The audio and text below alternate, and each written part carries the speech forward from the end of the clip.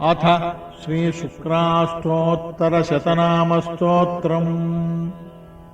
शुक्रः शुचिः शुभगुणः शुभदः शुभलक्षणः शोभनाक्षः शुभ्ररूपः शुद्धस्फटिकभास्वरः दीनार्तिहारको दैत्यगुरुर्देवाभिनन्दितः काव्यासक्तः कामपालः कविः कल्याणदायकः भद्रमूर्तिर्भद्रगुणो भार्गवो भक्तपालनः भोगजो भुवनाध्यक्षो भुक्तिमुक्तिफलप्रदः चारुशीलश्चारुरूपश्चारुचन्द्रनिभाननः निधिर्निखिलशास्त्रज्ञो नीतिविद्यादुरन्धरः सर्वलक्षणसम्पन्नः सर्वावगुणवर्जितः समानाधिकनिर्मुक्तः सकलागमपारगः भृगुर्भोगकरो भूमिसुरपालनतत्परः मनस्वी मानदो मान्यो मायातीतो महाशयः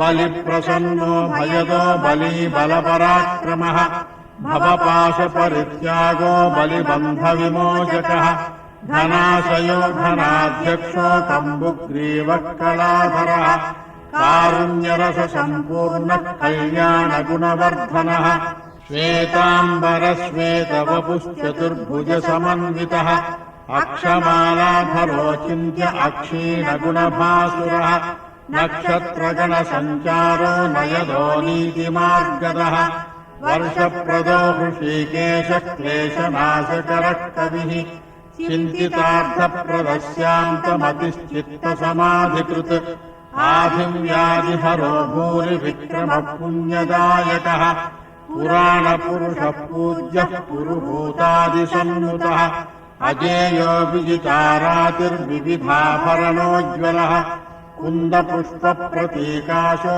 मन्दहासो महामतिः मुक्ताफलसमानाभो मुक्तिदो मुनिसन्नुतः रत्नसिंहासनारूढो रथस्थो रजितप्रभः सूर्यप्राग्नेशसञ्चारः सुरशत्रुः सुहृत्कविः तुलावृषभराशीशो दुर्धरो धर्मपालकः भाग्यदो भव्यचारित्रो भवपाशविमोचकः गौडदेशेश्वरो गोप्ता गुणी गुणविभूषणः ज्येष्ठा नक्षत्रसम्भूतो ज्येष्ठश्रेष्ठः शुचिस्मितः अपवर्गप्रदोऽनन्तः सन्तानफलदायकः सर्वैश्वर्यप्रदः सर्वगीर्वाणगणसन्नुतः। इति श्रीशुक्राष्टोत्तरशतनामस्तोत्रम्।